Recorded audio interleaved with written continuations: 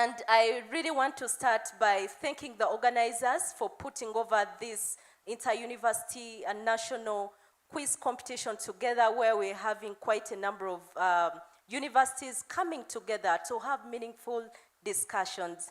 And when I reflect about the theme today, which is about empowering nursing and midwifery students for excellent professional practice, we believe that as we go through that training, we want to be excellent in terms of our practice, but also in terms of our professional growth. So it fills me with a great pride to stand before you today, the future guardians of health, the hands that will heal and the voices that will advocate for the vulnerable. Nursing and midwifery are not just careers, they are sacred callings, and that demand more than technical knowledge. They require heart, integrity, and unwavering commitment. I'll challenge you today. Will you just be a nurse or a midwife, or you want to be extraordinary? Do you want to just be a nurse or a midwife, or you want to be extraordinary? I want to hear it loud. Do you want to just be a nurse or a midwife, or you want to be extraordinary? You want to be extraordinary. The difference lies not only in what you know, but who you are. And I hope that my speech today will be able to touch your heart. You'll be able to go back and reflect about your actions and draw a bigger picture on where you want to see yourself in the future. You can't be a student here, but you're already projecting the 5 years of your future. And I want to reflect on technical skills. They are just a beginning. Yes, you're mastering procedures, medications, and clinical techniques, but I'll ask you, if you have two nurses who have medical knowledge, what do you think makes them to stand out? You have two nurses with the same medical knowledge. What do you think makes them to stand out? What do you think makes them to stand out? Just imagine, all of us are studying to be nurses and midwives, and we are going to go and compete for the same jobs. What is going to make you different from one person to the other? What is going to make you different? The voices are a bit low. What is going to make you different? I'm hearing the soft skills. Yes, please. Your social capital, okay? Yes? I'll tell you, my friends, that all of us, we are into university, but time is going to reach when we have graduated and we are going to go and look for opportunities. Just imagine, she's a nurse, she's a midwife, you have done the same courses. What is going to make you unique? What is going to sell you that someone will give you an opportunity and then they will not give it to the other person? You are going to have skills that are going to make you unique. And the answer is soft skills and your readiness for work. I'll reflect about skills like communication. How are you able to explain complex conditions in simple terms? How are you able to navigate the complexities? How are you able to communicate effectively to the people that you come to seek your care and support? That is communication. Empathy, being able to feel for the other person that you're taking care of, looking at their fears, their hopes, and also their dignity. Teamwork and collaboration. In healthcare, we don't work alone. We work collaboratively together with the doctors, with the other nurses and midwives, the pharmacists, the community workers, the clients themselves, and everyone around. You need to have skills that are going to make you sellable, relatable, approachable, and if maybe they want to cut off people, you still be part of the equation. And I'll tell you for sure that the real world impact isn't about anything but your power to be able to connect with your client. I'll give you an example. Let's say, for example, we have a mother in labor. They don't just need a midwife that is going to just know how to deliver a baby. They need someone that is able to reassure them, hold onto their hands, give them that soothing, kind of feel, and someone that makes them feel really safe. And that is what makes you from just having your hard skills, but complementing them with your soft skills. And actually, that is the power of soft skills. The other thing I want to draw attention to is your work readiness. Are we truly prepared? Are we truly prepared for the work world? Are we prepared for the work world? Yes? Because graduating with a degree is one thing, but also being ready for the real world is another. All of you are going to graduate with your different degrees and qualifications and all of that. Some of you will get the jobs, and some of you maybe will not be able to get the jobs. But how are you able to relate and use your skills and knowledge into problem solving? So your work readiness skills, being adaptable, because we know that healthcare is very unpredictable. You need to be able to think on how you can overcome the complexities and also solve problems as they come your way. And then problem solving. We work in healthcare where we have a lot of limited resources. You are going to need to be a nurse that is a problem solver, not a complainer. We've been in situations or in a world where we have nurses that complain year after year. And you realize nothing changes. But if you're able to think outside the box, look at the limited resources and ask yourself, how can I innovate? We've had challenges that have not changed for centuries. Are you going to change them? Are you going to change them?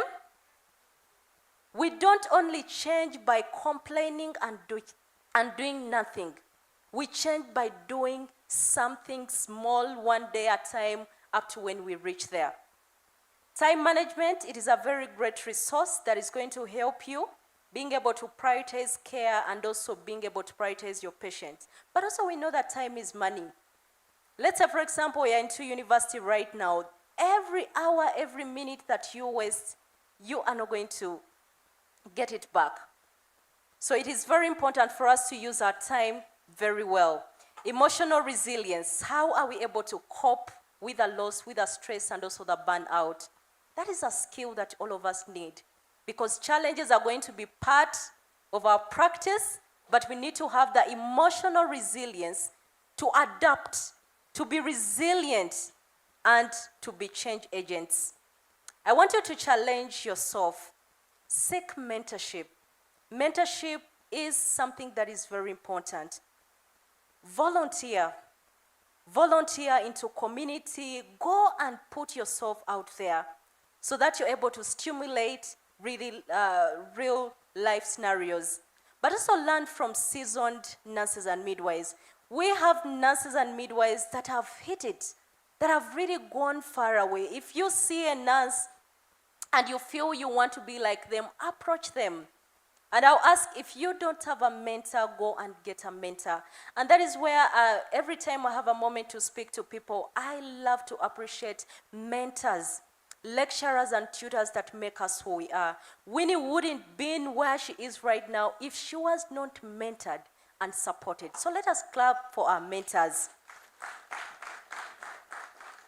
We thank you very much for the great work that you do, because when you plant well, these are the fruits that you see, right?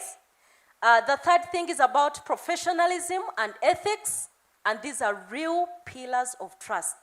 In nursing and midwifery, your reputation is everything. Patients trust you with their lives.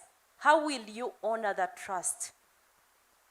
And in nursing and midwifery, we have negotiables, non-negotiables in your career. Integrity. How do you carry yourself? You shouldn't actually have or cut corners, but you also understand that mistakes are part of the journey, okay? So we have to be able to own them and also be able to learn from them. Confidentiality is very important, and it is actually one of the non-negotiables that you need to have. Respect and accountability. How do you carry yourself? You can be a student here, but you're well respected by everyone. And those values that you carry are the ones that are going to make you that role model nurse. And simple things. Accountability and responsibility. How are you able to account for your actions and the work that you're doing? So I want you to ask yourself, if let's say, for example, you had your mother, you had your child, you had your husband, or even yourself, would you want to be cared by someone like you? Would you want to be cared by someone like you? Yes? If the answer isn't resonating to a yes, then we need to do better. We need to do better so that if anyone comes to seek your care and support, they will not skip you and go to the other person. Number 4 is about commitment to practice. And this is an excellent habit that we need to nurture as students. Your commitment to practice. Great nurses and midwives aren't born. They are made through daily discipline and relentless commitment. And you cannot buy that from anywhere. Can you buy that? Are you able to buy that? It is going to start with you, in you, within you, and it is going to be seen in your actions. How are we able to cultivate excellence? Never stop learning. Medicine keeps on evolving. Will you be able to evolve? All you want to stay rigid. Continuous learning is a skill that we need. Embracing feedback and leading by example.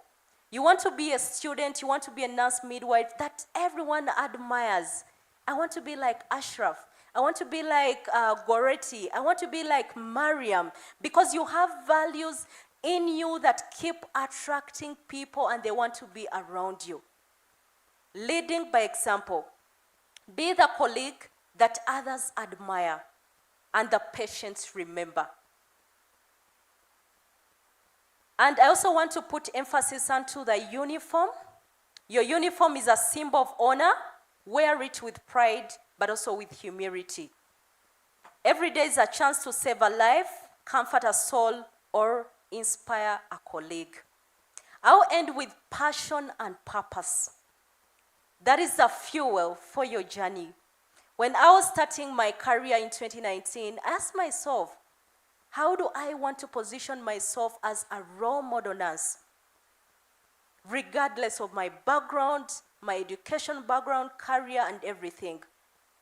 And it had to draw back to, what is your purpose? What is your passion? How can you use your knowledge and skills into problem solving? And I'll tell you, my friends, that this path that we are taking is not easy. It has a lot of ups and downs, and there are moments that you're going to ask yourself, why did I choose to be a nurse or a midwife? And that is part of life. But passion will keep you going. Reconnect with your why. Why did you become a nurse midwife? Is it that your mother sent you to Bishop Stewart University because just to have a cut into your career, or this is something that you deeply loved? So many times still when I go to speak to nurses, by the way, my mom is a nurse. So she inspired me to becoming a nurse. And right away when I joined school, I knew I wanted to be a nurse. And when I qualified, I asked myself, okay, what can I do? I don't want to just give people injections. I want to be known. And known for something great. Not simple things. So your why is very, very important. And I want to give it to you as an assignment. When you go back home, ask yourself, but hey, Winnie, why did I choose to become a nurse, a midwife? That why is going to be a great strength for you even when challenges come your way. So have the desire to serve and make sure that that big why that you put on that big, maybe vision board, maybe a paper or whatever, Always go back. When you have challenging times, go back and ask, okay, why did I choose this? I want to serve people. I want to serve communities. I don't want to just give people injections that even tomorrow they will not remember me. No. I have to do something that is great. Celebrate small wins. Our wins are usually the clients that we serve. If someone comes, they're almost dying, and you resuscitate them, you bring back life to them, that is a victory. The smiles that you give, the deliveries that you make, the life that you save, those are victories that you should be able to save. And by the way, you think you're a mere nurse midwife? You are very, very great in your role. So the call to action is we are going to be more than graduates. You're the future of healthcare. And the nation needs not just nurses and midwives, but leaders, innovators, and advocates. Let's keep advocating for the profession. Let's keep loving what we are starting to be able to do. But above all, let's have value. Value addition is what is going to make you to be sellable, to be unique. Because I'll tell you for sure, some of us are going to get jobs, but some of us are not going to get the jobs. What are you going to do? Are you going to go back to your village and you tell your mom that, you know what, Mama, I don't have a job. I'll therefore sit here for how many years I don't know. Does that make you unique? Does that make you unique? But we all know that if we don't have the jobs, we have a lot of work that we can do. Do we have a lot of work we can do in our communities? Do we have a lot of work we can do in our communities? One thing that is going to make you to be more than just a graduate is when you're a problem solver.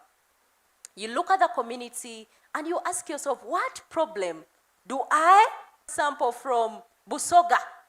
And there are quite a number of challenges that you can solve as a healthcare provider. Let's not just look for jobs, but let's create the jobs. So your mission, you should be able to choose to study with purpose. Have purpose. Not to just go through the system, go through the 4 years, and you just pass exams, and then you're just there. Mediocre, you're just a mediocre nurse midwife. We don't want that. But if you're able to know who you are, what you want, you're not just going to pass exams, but you're going to prepare to save lives as you impact your community. So many times when we go to community, we've seen a lot of non-healthcare providers scooping a lot of money from our field.